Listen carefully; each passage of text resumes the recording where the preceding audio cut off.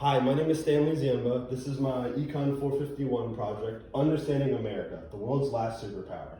So I wanted to take America's presence in the globe and break it down into a more modern and understandable terms so that people who are not in economic majors can truly understand how massive and how powerful we are in the economic global market. So before we get into anything, we need to understand how we got here. America, we were a very rebellious nation. We were fleeing what we described as tyranny from the most powerful empire at the time, the British Empire. Now, originally we were explorers who were left the British Empire while still being a part of it to found the new world and establish a portion of religious freedom for the new settlers, which would eventually grow into more economic freedom and eventually political and independence freedom as American society would progress and evolve. After that, we would see a much change in American society towards expansionism, American exceptionalism, things along that lines. It would instill us the character and bravado we think of when we think of like the classic American, the pioneer, always looking outwards, the do it on our own, the rough hiking spirit. That kind of spirit would be born in this era and would continue on as we would progress into history. And then this whole thing would continue on until we would get towards the First World War and eventually the Second World War. And after we got into these time periods, especially towards the end of the Second World War, America's presence on the global stage became much more elevated as other superpowers at the time, like France, Britain, they became much more deteriorated from going through the war and things like that. So countries that normally before World War I would have been much a competitor became ultimately a client as we would progress more towards the end of the 1940s going into the 50s. But this would continue to grow as we would get into the Cold War era. And as the Cold War era, America decided to use its economic might to almost fight the Soviets in the sense of without fighting them. So this would be where we would get allies to join us. So we would say, hey, Britain, the UK, stuff like that, EU, you will become the bulwarks. Your soldiers go on the front lines. But in payment for that, you get access to our massive economy. So the war-torn EU and Britain, France, things like that, who had suffered a lot of tragedies during the First and Second World War, would rely on the American economy and ultimately the North and American economy as well to bring them out of the war and push them into a more rebuilding phase. And eventually, as we would go towards that, we would see America would move from a more manufacturing heart of industry, as we would see going into like Industrial Revolution and then going into the First and Second World Wars, as America was a big industrial power, to America become more of a high-end goods. So for example, this would be more like cars, technology, things along the lines that didn't require a lot of low skilled labor, but instead require high development costs and things along that lines. It would lead to us more being like the number one in terms of like intellectual trade property rights and along those lines. And ultimately we would see culture become more consumer based. So that's again, this is your 50s and 60s, buy, spend kind of an era. Everyone's got to have the chicken pie in the window, and everyone's got to have the nice new Ford. It would continue on as America would become more high-end consumer-based. Catching up to the present. So after the end of the fall of the Soviet Union, going into the 80s and 90s, we would see this kind of preservation of the world order, but no boogeyman to fight. There was no real presence for us to fight. So as a result, we kind of kept it going, but we didn't have as much vested interest as we did in the past. And that could be very much personified with Reagan, as he would try, to keep things in the United States in the world order, but America would slowly shift out of it as it would focus more on domestic policies. This shift would eventually become personified very much well into the Clinton administration. As you see, Clinton would be seen more as a domestic renewal presidency, and as a result, a lot of his policies would focus more on domestic, such as the foundation of NAFTA and other things along those lines, as opposed to international politics. A really good summary of all this, or example of it, would be how the Clinton administration prepared for like international summits and things along that lines. you would do almost akin to what a high school or a college would do. You get the FBI and the CIA and you cram it all together into one big night and head it out the park, just like he was cramming for his final tests. But there'd be no follow-up. The Clinton administration wouldn't continue on with international policy afterwards, as they were more focused clearly on domestic renewal and domestic policy. And then as we would continue forward, going into the future, we would see the Bush administration, which is much more of a tunnel vision type of policy. This would be America getting more into involvement in the Middle East, America being more involved in oil deals and such those lines. It would start towards the end of the Clinton administration, but the true tunnel vision would come during the Bush administration. And then eventually we would get, as the Bush administration ended, we'd see a more rise for isolationism, as the rise of terrorism would be seen more as something that we need to take on at home rather than bringing it abroad. And the sentimentality would continue with the Obama administration, but unfortunately the Obama administration was much more of a, similar to the Clinton administration, in which they focused more on domestic policy as opposed to international policy. So it would only be towards the end of the Obama administration that we would see a more shift towards rising international forces like China and stuff like that, as a shift towards dealing with those kind of policies. And the Obama administration would also be the one to promote the rise of technological adaptation with other countries. So while we had doing this in the past, a lot of our administrations hadn't really adapted new technologies like other countries have. It'd be under the Obama administration that a lot of our technological progresses that had happened during the late 90s and early 2000s would be adapted fully and integrated more into the United States economy. Eventually lead us to our current president, Donald Trump. So in regards to Trump and his foreign policy, he's taking what I would call the end of the order. So this is where policy would be more focused on solidifying what pieces of the old order that was from the Soviet Union America would like to keep, and picking the pieces we don't want and we don't focus on. Because after the Second World War, America's military was the only one surviving. Like a good example is in regards to like our Navy, we own the majority of both super and it's, hold on, I'll have to reset. It's super and, there's two types of aircraft carriers. Super carriers. So there's another jump, super and jump. Yes, okay, sorry. Yeah, we don't really have any jump carriers. Yeah, I know what I'm saying. Jump is mostly the rest of the world, we transition mostly to super carriers. Yes. That's what I was trying to make in terms of like how it takes like 7 jump for 1 super and that kind of a thing. Yeah. So, hey, I'm in the middle of recording. I can still edit, so it's fine, so. What? I'm in the middle of recording. We need to move. No, you don't. I'm just saying, just don't make a lot of background noise is all. This would lead us to our current administration with Trump. So Trump would see the death of the old world order and decide which pieces he would like to pick and keep. So this would be, like he would pick other countries that you see. Gotta reset. This would lead to our current administration with our current president, Donald Trump. Donald Trump would take the remnants of the old world order that was left over after the fall of the Soviet Union and pick what pieces he thought was beneficial to America to keep and which pieces he would like to let go in terms of like creating strong economic trade deals with. So for this, we would see Trump try to focus on American renewal, American self-independence, and isolationism in the sense of economic dependency. So this would be where America would try to retake a lot of the low-skill labor jobs we had lost from the NAFTA treaty that had been gone over to Mexico and bring them back in. Ultimately, his success on that will be seen towards the end of his administration, but that was the initial premise he would go for. He would want to renegotiate old world trade deals, such as like NAFTA and stuff like that, to be more favorable towards the United States.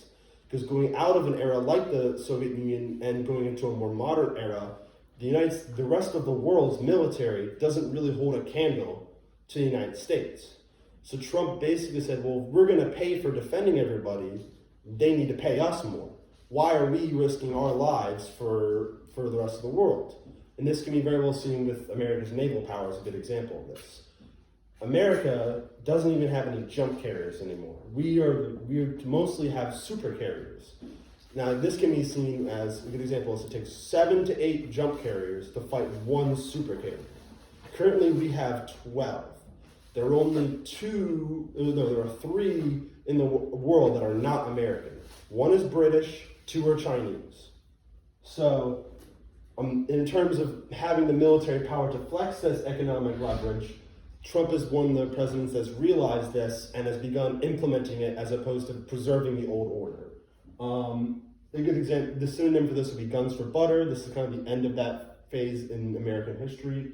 And we see more towards like more isolated and more controlled American trade deals. This would also be a signal, the Trump administration would be a signal of the rise of high-end exports that other countries can't match. That would be more like technology along the lines of like social media. It'd be more technology along the lines of like high-end patents and AI technology, things along that line. So America would continue to become a more high-end developing nation as opposed to low skill, despite the fact that Trump would be trying to bring these low skill jobs back into the economy. Moving away from our president, we now focus on how we deal with our neighbors. So this can be best personified in these 2 graphs. U.S. strategic interests in 1985 and U.S. strategic interests in 2020. So all the countries in the deep blue on both graphs are countries that America really cares about. This is where we have a deep vested interest and where we really, really, really want to focus in. So that's obviously America, Mexico, and Canada. As you can see, this would be the Dominican Republic as well. Cuba would be one of the orange countries that we would have tensions with them during the 1980s.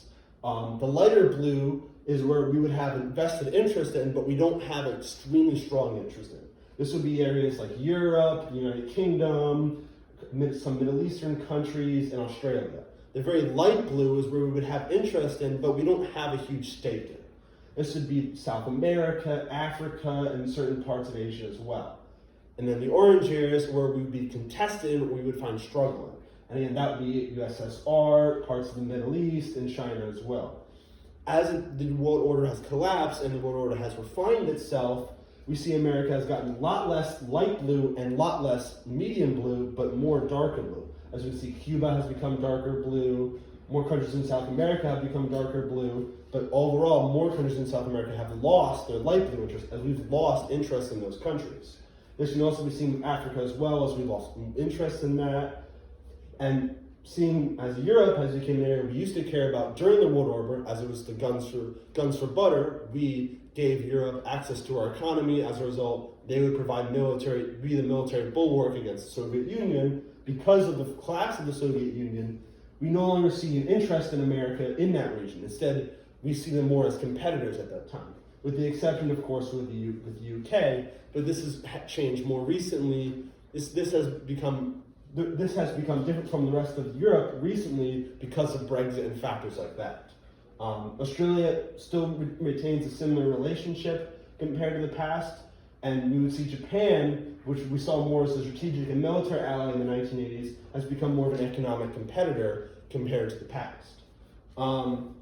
As a result, we would see America pull out of countries like the Middle East as well, because we would see them no longer as economically viable and not worth our military investment in. As well, American politics, and because we are a republic, we would see a disinterest in America exercising its control over the world, compared to the era of the Cold War, where America was actively trying to police the world to fight the Soviet Union. This pull out of America out of the world economy, out of the world military, would result in American politics losing interest in the rest of the world.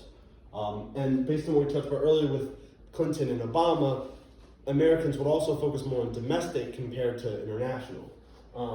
Now, in order to get a true understanding of how America's economy works, this best example can be seen in the 2020 demographics. So starting on the bottom here is age group 0 to 4 as it progresses to 100 plus. As you can see, it's a pyramid going this way. This is because America is a consumption-based economy, which means it has the growing population to support its retirement. So, as America gets older and more people are taking out of the economy to invest in retirement funds and long-term investments, we see there is a youth to support it. As a result, America will continue to be a consumer-based economy going into the future. Dealing with our neighbors and friends. So, America would, as we shift into the 2020s, America would see NAFTA as unfavorable to itself. So we would renegotiate NAFTA into the USMCA. So this will be focused on improving relations with Mexico and less with Canada. Because based on demographics, things like that, and how our trade deals are tied with Mexico, Mexico is more of a partner than it is a competitor. So Mexico specializes, and especially with the initiation of the NAFTA agreements, Mexico would become specialized in low-skill labor and high production of things in agricultural and textiles, while Canada would focus more on high-end products like cars and things that America was investing in.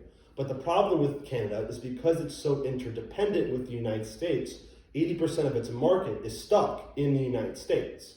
So to the United States, Canada is seen as a competitor, not an ally, because they're trying to make the same high-end products the United States is trying to make, and they're trying to ship it to the same markets the United States is already in.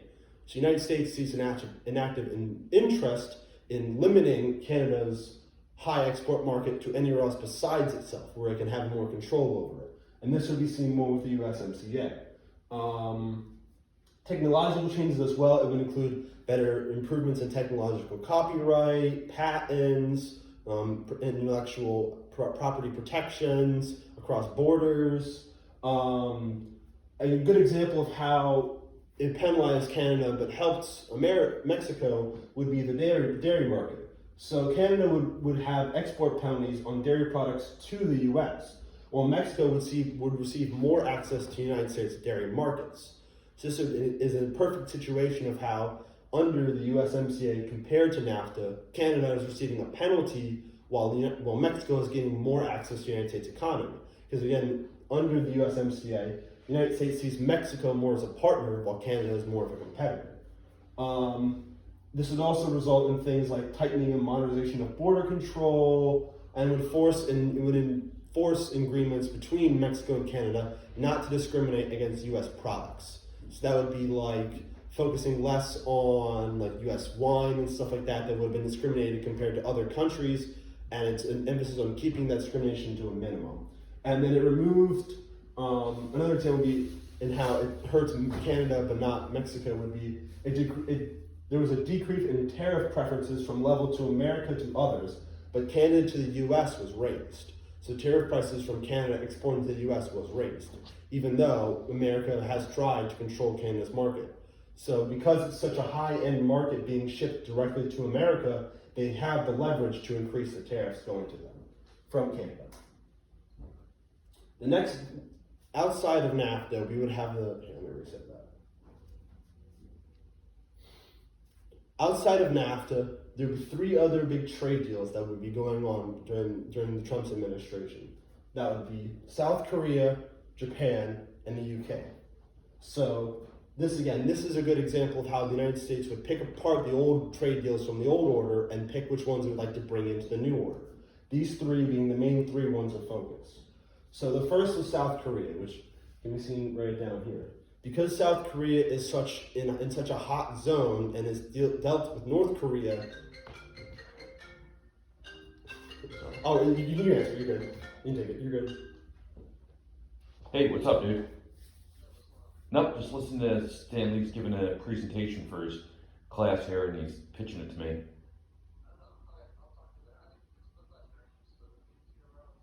I am. Oh, no, I'm not. I canceled. I got out of the trip because all the mum stuff. Oh, are you on Teterboro on Saturday? Oh, okay. Nope. All right, dude. Everything else good? Yeah, there's a nasty storm coming to the northeast, so fly safe, okay? Right, cheers. All right. So, outside of NAFTA, the United States would take all the old trade deals from the old order and pick which ones it would like to bring into the new order. The 3 best examples being South Korea, Japan, and the United Kingdom.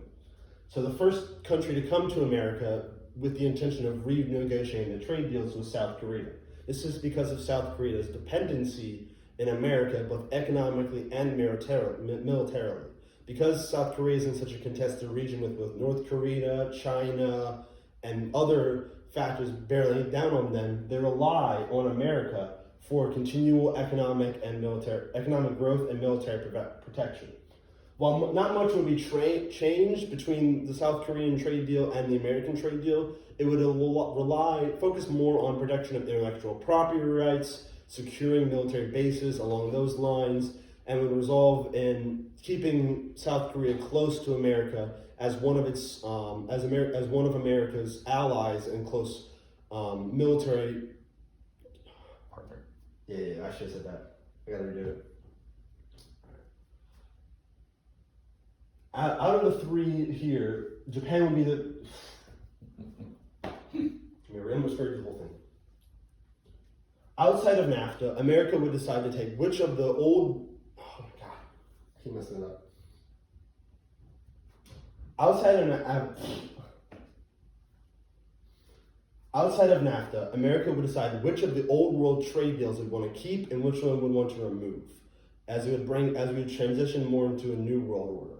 The big three would be South Korea, Japan, and the UK. The first one to come to the table was South Korea. This is because of South Korea's both economics and military dependency on the America to survive. Because it's such a contested region with forces like North Korea and China always being omnipresent around it to gobble it up and consolidate it under its umbrella, Korea has relied on America for its continual prosperity and protection. As a result, they were the first ones to come to the table to renegotiate trade deals.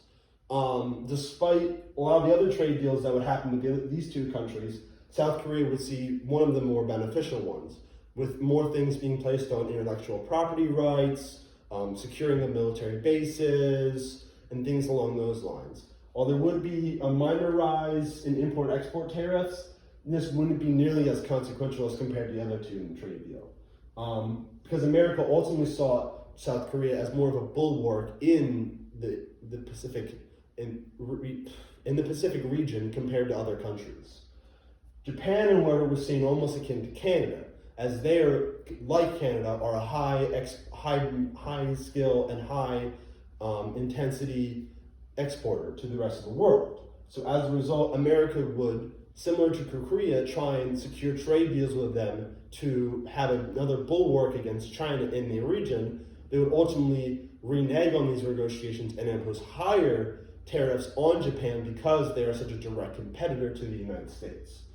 This can be seen very well with like the rise of aluminum and steel tariffs the Trump administration would put on Japan after they had negotiated their trade deals.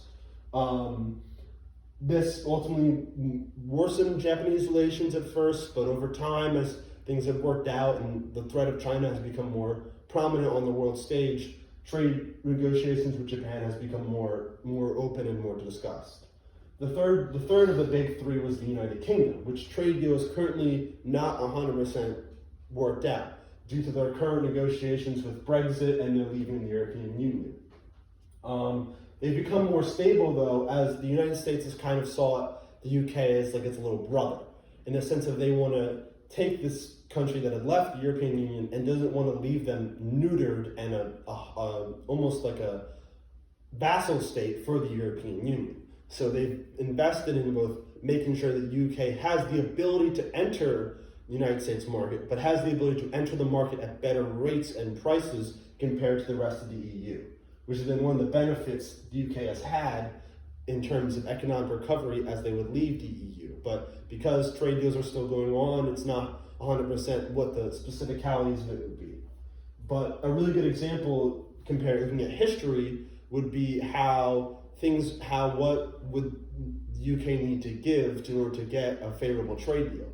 And that would be almost the entire removal of the economic heart of London and bringing it to the United States.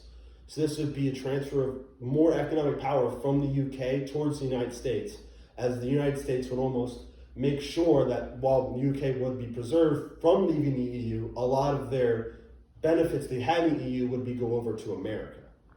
So that's one of the downsides of the UK leaving the EU, but ultimately it was their choice, and America is going to take this opportunity and use it to better themselves. So then we go on to our friends and our frenemies. So the first big one is the elephant in the room, China. China has had multiple struggles with America, running one of the biggest deficits between the two countries. A good example is in 2019, the trade deficit was $345 billion. But this has gone down over time compared to the past. This is because the United States has posed more and more economic sanctions and tariffs on China as a way to get them to cooperate in the world order. So it's almost the opposite of what we did with the Soviet Union, in the sense of we tried to use other countries by giving them economic leverage to get military leverage over our enemies or frenemies. In this case, we're imposing economic sanctions on our enemies to get them to do what we want militarily, as opposed to the other way around. But this would cause an increase of tensions between the two. As a result, China would realize that in order for them to have a form of economic and military independence in a new world order, in which America is becoming less and less more prevalent and is focusing more and more on specific allies as opposed to the rest of the world, compared to what it done during the old world order, China is ramping up its military and it's ramping up its own trade deals with countries like the Middle East and oil-dependent countries, which they rely on for their energy. Our next two biggest frenemies would be the European Union and South America. In terms of the European Union, America would see the EU as a competitor rather than an ally. It would see them as similar to what we see as Japan and Canada in that regard. So as a result, they would want to shift the policy of butter for guns, which guaranteed military prominence in returns for economic access, as a result for more economic sanctions and leverage being put on these countries. This eventually would result in certain countries within the EU having more preference over that. A good example would be France, and how France has become more interconnected with the United States compared to other European countries like Germany or Spain along those lines. And a Brexit would cause another rift between the European Union and America, as America would see Brexit as a way for it to take member states that had left and make them more to stronger economic partners compared to dealing with the whole European Union as a whole. A good example would be Brexit, and how America has decided to shift focus on working with the UK more than it has working with the rest of the EU. And this has caused tense relations between the two nations, as you would see the EU wanted to not have UK leave, and America wanted the UK to leave so it can have more economic dependency and leverage over the United Kingdom. This would also be as a shift as the European Union is trying to become more centralized and modernized. We see that with things like calls for a European army, things like more dependency between nation states economically, and things along those lines. Whether or not that will hold into the future is up in the air, but if another country were to go the way of Brexit, France would be another one, as it would have the strong economic leverage over the United States like Brexit had trying to leave the EU. The other side of that coin is South America, where South America has increased its exports over time compared to other countries in the world, as seen by here. While it's a little outdated, the trend would keep going. Ultimately, this would cause a collapse in tensions, though, as the United States would want to pick and choose which countries in South America it would want to work with. A good example is relations between Colombia has gotten much better over time as Colombia has become more of an agricultural exporter to the United States. But ultimately, it would leave to America viewing South American countries more as like things to protect and govern and micromanage compared to other countries in the world, as they would be viewed more of like the American bulwark, part of the American bulwark, and would receive less economic independence compared to other countries in that bulwark, like Mexico and Canada, just because they don't have the size and exports to compete with countries like Mexico and Canada. Finally, we get to the Middle East. And while there are many factors that has caused the decrease in tensions in the Middle East during the Trump administration, one of the biggest one is America's independency on energy. As seen with this demographic right here, while it's a little bit outdated, it's in January, it shows that both U.S. shale and U.S. non-shale and U.S. shale is below the global average, and is competitive with things like Russia and OPEC. Therefore, we have become an energy independent nation. As a result, we export energy to the world. We don't import it anymore. This lack of dependency on countries like the Middle East and along those lines has allowed us to pull out militarily and enforce more economic sanctions that become more effective, since we have more economic leverage over that region now. This would eventually result in an increase of relations between countries like Israel and the rest of the Persian Gulf and how they would deal with each other.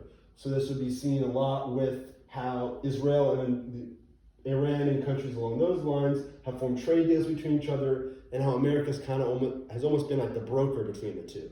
Whether or not this will continue into the future is unknown, but at the time, this is a very good thing for America because of our energy independence and the fact that we're able to get regions that were relatively hotspots under a more stable control. It's also allowed for Middle East to become more oil exporters to other countries in the world, such as China and Asia as well, which has allowed us to have another form of leverage, as we can now leverage both the Middle East and Asian countries as well in two different ways, both through the Middle East and through their own sanctions as well. This is the final graph I'd like to show, but it's a good example of how the new order is a good example of showing the new order. So as you can see here, Japan, these are areas in which, as things go on, our supply routes will become more and more chaotic. Green means there's low risk of disruption going into the future.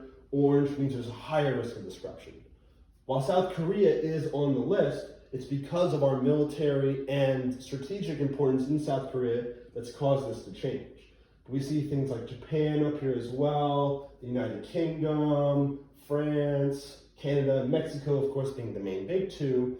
But this would show how the strengthening of chain and manufacturing chain links between these countries is going to go stronger in countries with the green, as we talked about earlier in the presentation, and how countries like China, we have things like Germany, Ireland, Belgium, these things which are decent and are struggling at the time, have a higher chance of becoming more disruptive as the old world order continues to crumble and the new order becomes made. With that in mind, we now look towards the future. And we look at, well, the United States election has not been set in stone officially. It's fun to speculate on how both presidential candidates would react. So starting with Biden would be focused more, similar to both Clinton and Obama, we'd see more as a domestic president, trying to focus on the issues of America today. As a result, he wouldn't further the collapse of the world order, but he wouldn't necessarily try to halt it. He would do more to halt it than he would to further it, but he would see the increase of military presence in the Middle East in order to try and deal with in order to try to prevent destabilization in the area.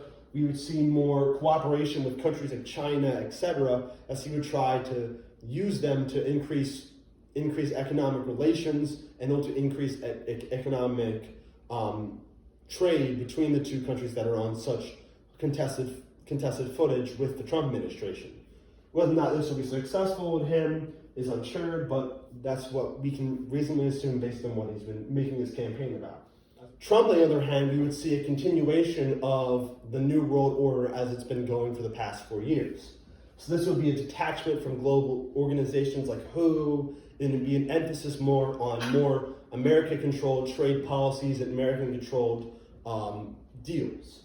A good example would be like the Paris Accords along those lines. Trump would try to reforge these trade deals to be ones that are either more American-centric or more beneficial to America. A good example is like the pray I do not alter it further kind of, I've altered the deal, pray I do not alter it further. And Trump would see, because of his recent success with the Middle East, he would see less of a need for military intervention in the Middle East compared to the Biden administration. And ultimately, we would see the continual decrease in relations between the EU and China. And because without America's economic support into these two regions, we see a destabilization in these regions as well. So these are all three of my citations, but to conclude, America is shifting more towards the death of an old world order and more of a world order that benefits itself.